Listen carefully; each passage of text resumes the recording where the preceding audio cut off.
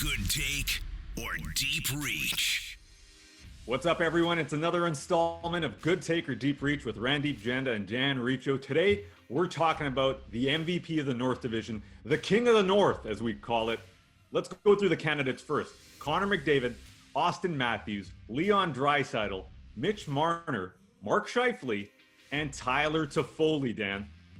I'd make a Game of Thrones reference, but I'm actually like the only person on the planet that never watched it. But c'est la vie. I can't believe you've never watched it.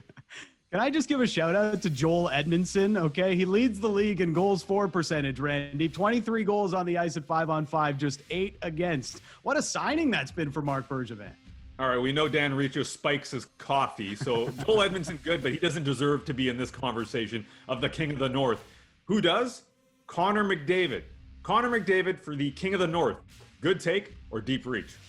I think this is a deep reach, Randip. I'm in on Auston Matthews. He's played about 60 fewer minutes than McDavid and Marner, yet there he is with about the same production at 5-on-5. 5 more goals than McDavid, leads the league in 5-on-5 goals as he normally does through the course of his career. And that's where he's made the Leafs an elite team, while Edmonton and the Oilers, they're just kind of middling, and they're still finding their way as the season goes along. As we saw in that series between the Leafs and the Oilers, you take the power play away from Edmonton, maybe they're not having as much success with their goal scoring once they go up against some better teams like they did against the Leafs. It's Auston Matthews for me, and he's way ahead of, well, not way ahead, but he's ahead of Connor McDavid. Dan, this is such a hipster opinion. Just trying to be different with your take. No, it's Connor McDavid, man. You're looking at the MVP, 45 points in 24 games. The guy razzled and dazzles, but he's an elite player. He's the best player in the game. And look at that point production. You cite 5-on-5, and that's fine. But last time I checked, power play is a part of the game. Having one of the most lethal power plays in the game is a large part to Connor McDavid. He's the one that makes it special, along with Leon Draisaitl. So you can't hold that against the player. To me, the disrespect of Connor McDavid is starting now. He's kind of getting into that atmosphere of LeBron James, where he is by far the best player in the league, but we want to ignore it because we wanted something different. No, the MVP of the North this season is Connor McDavid. It's not Auston Matthews.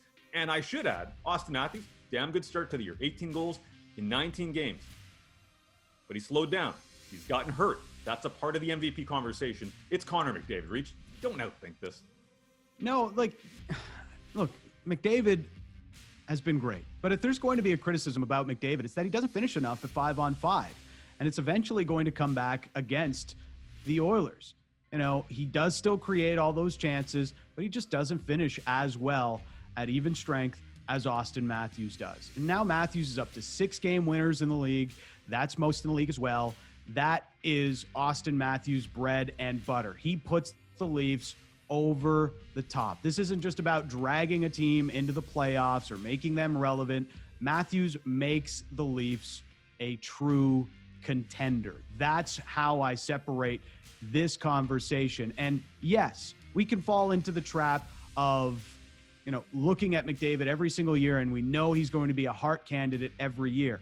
I know he is the best player in the league, but this is a debate about this season, not a debate about what they are in general, what they've done through their careers, where they project moving forward. This is a conversation about most valuable player so far this season, and that for me is Auston Matthews ahead of Connor McDavid.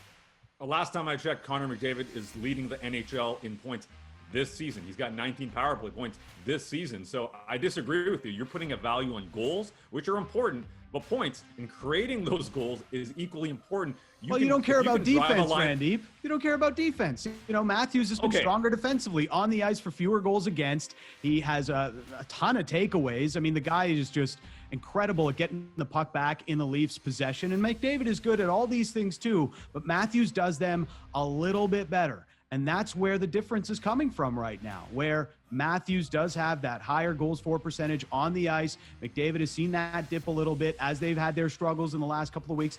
This is Connor McDavid and Auston Matthews. Yes, they are the conversation, but Matthews is separating himself by doing a little bit more on the defensive side of the ice. That's great. Give him Selke votes for the Hart Trophy for the King of the North, the MVP. I'm focusing on points. I'm driving that offense and power play. You can't apologize for power play points. I'm on Team McDavid here. Dan Riccio is on Auston Matthews' team. Where do you stand? Hit us up in the comments. Let us know. Is it one of those two guys, or are you going off the board with some of the other four names I mentioned? Tyler Toffoli, Mark Scheifele, Mitch Marner, Leon Draisaitl, or maybe you're going off the board completely. Hit us up in the comments. Like and subscribe. We'll hit you up next time on Good Take or Deep Reach.